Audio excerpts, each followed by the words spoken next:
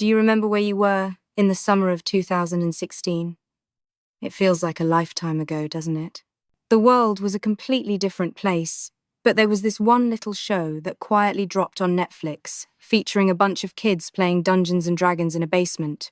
And suddenly, we were all obsessed with flickering Christmas lights and Eggo waffles. It's wild to think about. That was nearly a decade ago. Exactly. And now, we are staring down the barrel of the absolute final season. It's not just a season finale, it feels heavy, doesn't it? I saw a description recently that called this upcoming finale a collective graduation ceremony spanning 10 years. That phrase really stuck with me. Oh, that is the perfect metaphor. It really is a graduation. Think about it. Graduation isn't just about finishing school. It's about that terrifying, bittersweet transition from a sheltered world into the great unknown. And for Stranger Things, that applies on so many levels. It applies to the characters, obviously, but I think it applies even more to us, the audience. That's an interesting angle. Because usually, when we talk about a show ending, we talk about plot holes or final battles. But you're saying this is more about the timeline of our own lives? Precisely. This is the boyhood effect.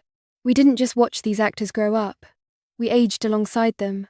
When you watch a standard sitcom, the characters are frozen in time. But with Stranger Things, we saw Mike, 11, and Dustin go from prepubescent children with squeaky voices to young adults. That creates a biological clock for the show. You can't fake that. It's true. I saw a recent photo of the cast, and it was jarring. It's like looking at your own younger cousins and realizing, wait, when did you get taller than me? It forces you to acknowledge your own aging.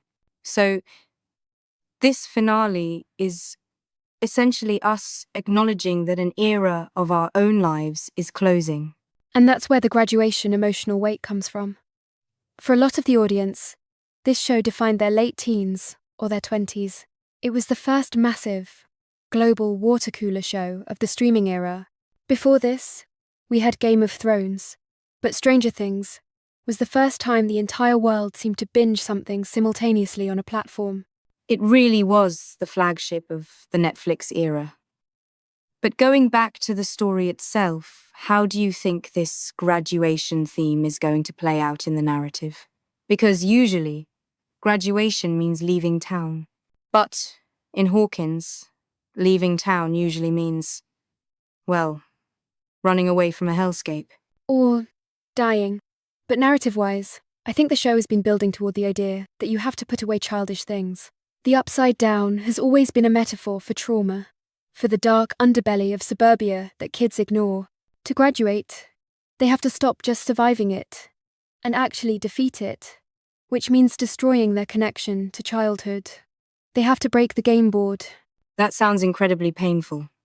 It implies that to grow up, you have to lose something magic, even if that magic is dangerous. That's the price of adulthood, isn't it? You gain agency, but you lose the mystery. And I think that's why this finale is going to be so difficult for people. We are nostalgic for the 80 seconds because of the show, but now we are nostalgic for the show itself. It's meta-nostalgia. We miss the feeling of 2016 watching a show about 1983. My brain hurts just thinking about those layers.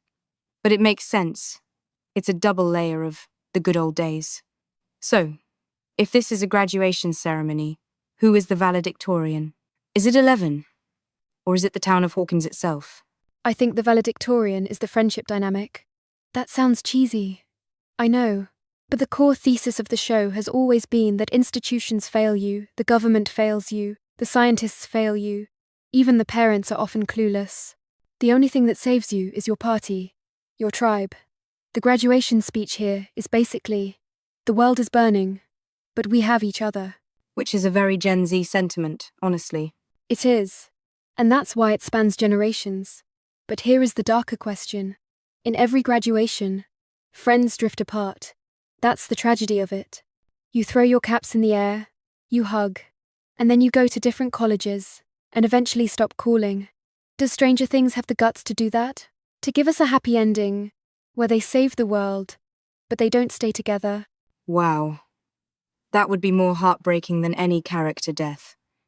If they save Hawkins but lose the bond, that's brutal realism. But it's the only honest way to end a story about growing up. If they are all still playing D&D in a basement at age 25, that's not a happy ending. That's arrested development. That's tragic in a different way. To truly graduate, they have to walk away from the game. You're right. The Peter Pan syndrome has to end. It's funny, we want them to be safe, but we also want them to stay kids forever. I guess that's the tension the writers have been navigating for 10 years.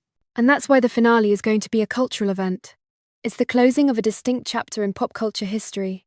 We are moving out of the era of peak TV excess, and Stranger Things is the last giant of that time. When the screen cuts to black for the last time, it's going to feel like walking out of the school gym into the parking lot. The lights go out, the music stops, and you're just left standing there with your diploma. Exactly. And the question is, what do we do now? Well, I suppose we do what all graduates do. We take a deep breath, look at the horizon, and try to figure out who we are without the thing that defined us for a decade. It's going to be a tearjerker, isn't it? Oh, absolutely. Bring tissues. It's going to be one hell of a ceremony.